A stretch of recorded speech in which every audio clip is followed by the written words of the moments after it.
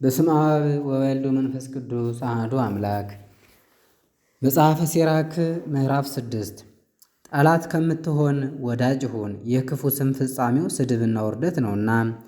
ምላሱ ሁለት የሆነ ኃጢአተኛ ሰውም እንዲህ ነው። ከልቡና ባነቃኸው ምክር ራስህን ከፍ ከፍ አታድርግ።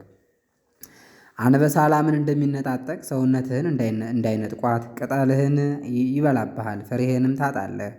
እንደ ደረቅ እንጨትም ይጥልሃል። ክፉ ሰውነት ገንዘብ ያደረጋትን ሰው ታጠፋዋለች፣ ጠላቱንም በእርሱ የጨከነ ታደርገዋለች። እውነተኛና እውነተኛ ያልሆነ ይሄ አርዕስት ነው።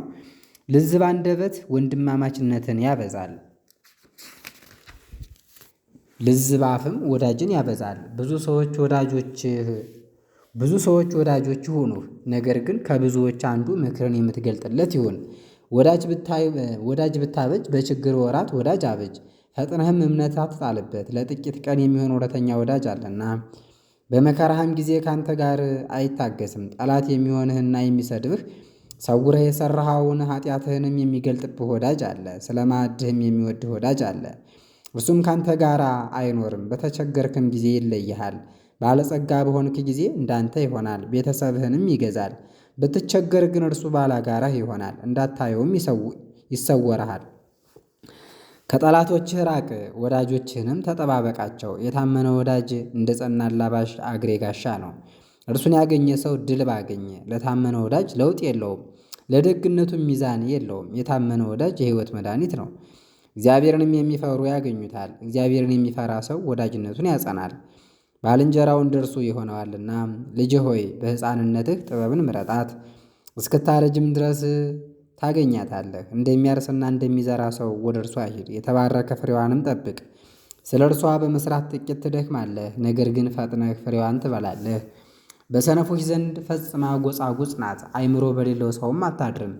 የፈተና ድንጋይ አንስተው በተሸከሙት ጊዜ እንዲከብድ እንደዚሁ ትከብደዋለች፣ ፈጥኖም ይጥላታል።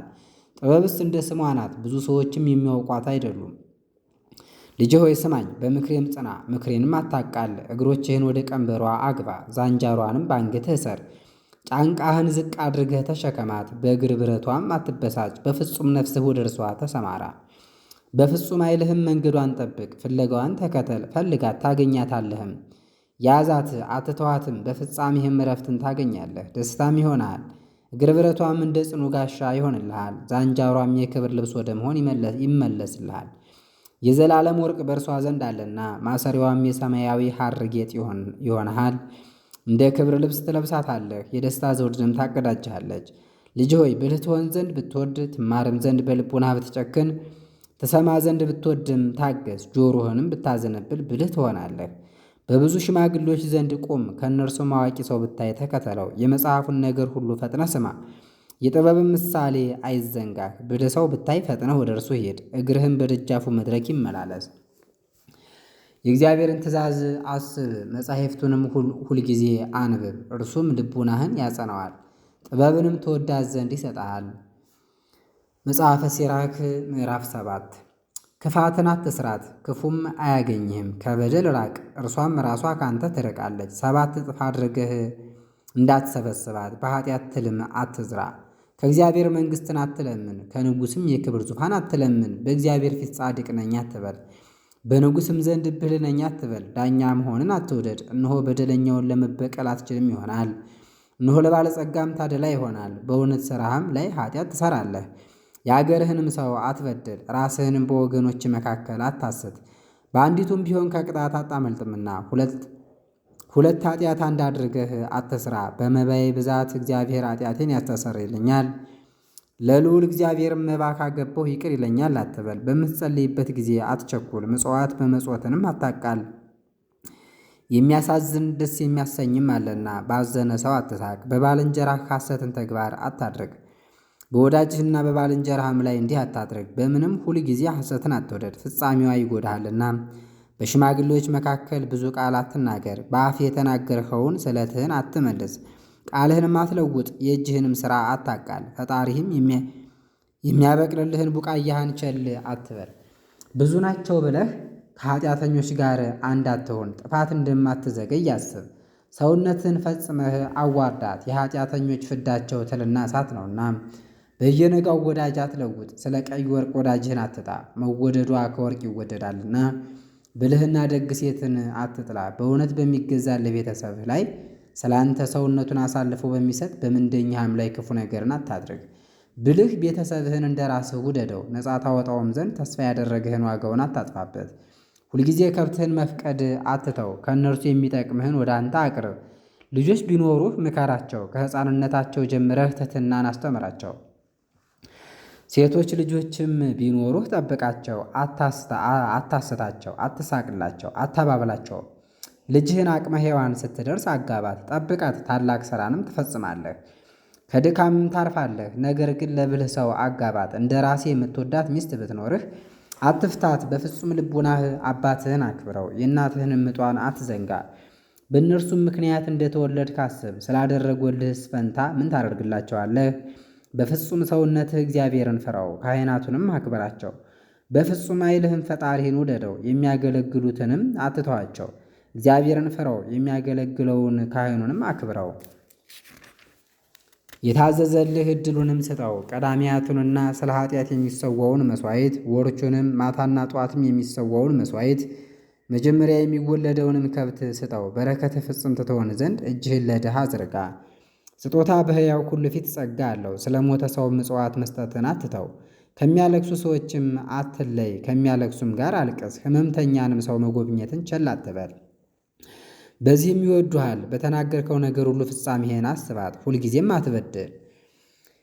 መጽሐፈ ሲራክ ምዕራፍ 8 በእጃቸው እንዳትወድቅ ከታላላቆች ሰዎች ጋር አትከራከር። በብልጽግናው ድል እንዳያደርግህ ከባለጸጋ ጋር አትጣላ። ብዙዎች ስለ ወርቅ ጠፍተዋልና የነገሥታትም ልቡና ድል ሆኗልና። ከተናጋሪ ሰውም ጋር አትከራከር፣ ያለዚያ በእሳት ላይ እንጨት መከመርህ ነው። እናትና አባትህን እንዳታዋርድ ካላዋቂ ሰው ጋር አትሳቅ። ከኃጢአቱ የተመለሰውን ሰው አትንቀፈው። እኛ ሁላችንም ኃጢአተኞች እንደሆን አስብ። በእርጅናው ጊዜ ሰውን አታቃለው፣ ከእኛ የማያረጅ የለምና።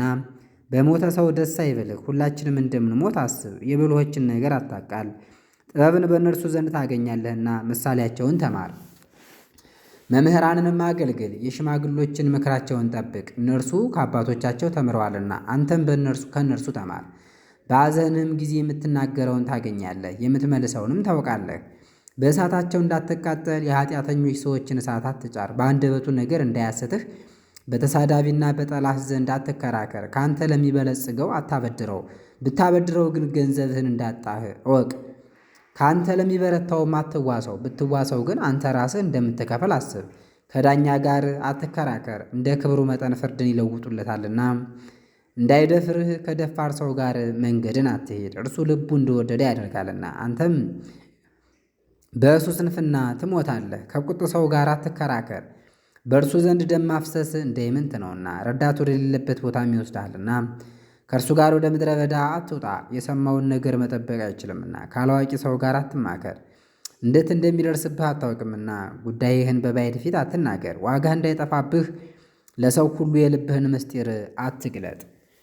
መጽሐፈ ሲራክ ምዕራፍ 9 ክፉ ትምህርትን እንዳትማርብህ በአጠገብህ የምትተኛ ሚስትህን አታስቀናት። ኃይልህን እንዳታደክምብህ ለሴት ልብህን አትስጣት። በወጥመዷ እንዳትያዝ የሌላ ሚስት አታባብል። በዘፈኗ እንዳታስትህ ከዘፋኝ ሴት ጋር አትጫወት። ፈቃዷ እንዳያስትህ ድንግልን አትቆንጥጣት። ርስትህን እንዳታጣ ላመንዝራ ልቡናህን አትስጣት። በከተማዎቹ መንገድ ዙሪያ አታማትር፣ አደባባዩም አያስትህ። ከመልከ መልካም ሴት ዓይንህን መልስ፣ የሌላ ሚስትም ወደ ምግባቷ አያስጎምጅህ። በሴት ደም ግባት የሳቱ ሰዎች ብዙዎች ናቸውና፣ ስለዚህ ነገር ፍቅሯ እንደ እሳት ይነዳል። ከጎልማሳ ሚስት ጋር አትቀመጥ፣ ልቡናህን ወደ እርሷ እንዳትወስድ። ሰውነትህንም በሞት እንዳታሰነካክል፣ በመጠጥ ጊዜ ከእሷ ጋር አትቀመጥ። ድንገተኛ ወዳጅ እንደ እርሱ አይሆንህምና የቀድሞ ወዳጅህን አትተው። አዲስ ወዳጅ ጉሽ ጠጅ ነው፣ ቢከርም ግን ደስ ብሎ ትጠጣዋለህ። እንደሚጠፉ አታውቅምና የኃጥአን ብልጽግናቸው አያስቀናህ፣ የክፉዎች ሰዎችም ተድላቸው አያስጎምጅህ። እስኪሞቱም ድረስ እንደማይከብሩ አስብ። በሞት ከሚቀጡ መኳንንት ነው ፈጽመህ ራቅ። ሰውነትህን እንዳታጠፋ የሞት ጥርጥር አያግኝህ። ነገር ግን በወጥመድ መካከል እንደምትሄድ በገደልም መካከል እንደምትመላለስ እወቅ። የተቻለህን ያህል ለባልንጀራህ መልካም አድርግለት፣ ከጠቢባንም ጋር ተማከር፣ ጉዳይህም ከአዋቂዎች ጋር ይሁን። ነገር ሁሉ በእግዚአብሔር ሕግ ይሁንልህ። ድሆች ሰዎች በምሳ ጊዜ ይኑሩ፣ ክብርህም እግዚአብሔርን በመፍራት ይሁን። ሥራው በብልሃተኛው እጅ ይከናወናል። የአሕዛብንም አለቃ በቃሉ ጥበብ ያመሰግኑታል። ተናጋሪ ሰው በከተማው አስፈሪ ነው፣ ከቃሉም የተነሳ ፈጽሞ ይጠላል።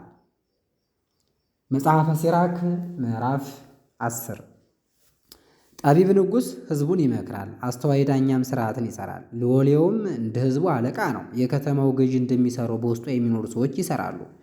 አላዋቂ ንጉሥ ሕዝቡን ያጠፋል፣ ሀገርም በሽማግሌዎች ጥበብ ትጸናለች።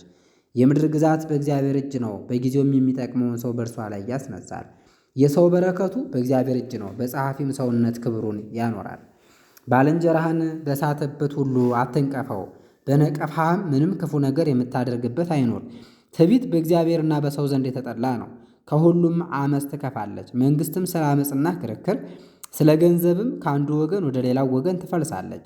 እንግዲህ ትቢያና አመድ የሚሆን በሕይወትም ሳለ ሰውነቱ የሚተላ ሰው ለምን ይታበያል? የሰፋ ቁስርን ባለመድኃኒት ያድነዋል። ንጉሥ መባል ግን ለዛሬ ብቻ ነው፣ ነገም ይሞታል። ሰውም ከሞተ በኋላ የትውልድ ፋንታ ይሆናል። የትዕቢት መጀመሪያ ሰውን ከእግዚአብሔር ትለየዋለች፣ ልቡናውንም ከፈጣሪው ታርቀዋለች። ትዕቢት የኃጢአት መጀመሪያ ናት፣ ባጸናትም ሰው ላይ ርኩሰትን ታበዛበታለች። ስለዚህም እግዚአብሔር የትዕቢተኞችን ፍዳ ይገልጣል፣ ፈጽሞም ያጠፋቸዋል። እግዚአብሔር አለቆችን ዙፋን ያፈርሳል፣ በእነርሱም ፋንታ የዋሃንን ይሾማል።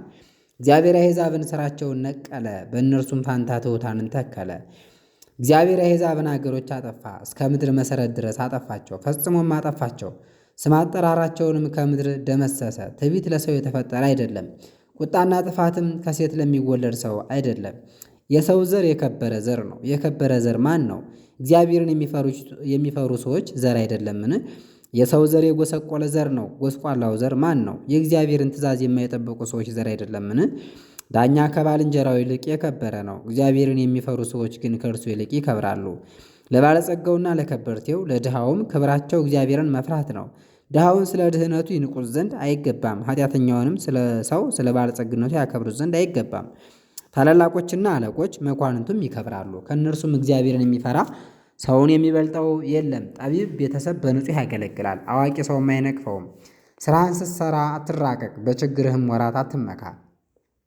ከሚዞርና ከሚመካ ምግቡንም ከማያገኝ ሰው ይልቅ የሚያርስና የሚቆፍር ይሻላል። ልጅ ሆይ በየዋህነትህ ሰውነትህን ደስ አሰኛት፣ የተቻለህንም ያህል አዘጋጃት። ለራሱ የሚነፍግ ለማን ቸር ይሆናል? ሰውነቱን የሚያዘጋጃትን ሰውስ ማን ያመሰግነዋል? ድሃውን ስለ ጥበቡ ያመሰግኑታል፣ ባለጠጋውን ግን ስለ ባለጠግነቱ ያመሰግኑታል። በተቸገረ ጊዜ የሚያዝን ሰው በተዘጋጀ ጊዜ እንዴት ደስ ይለው። ምዕራፍ 11 ይቀጥላል። ረድኤተ እግዚአብሔር አይለየን።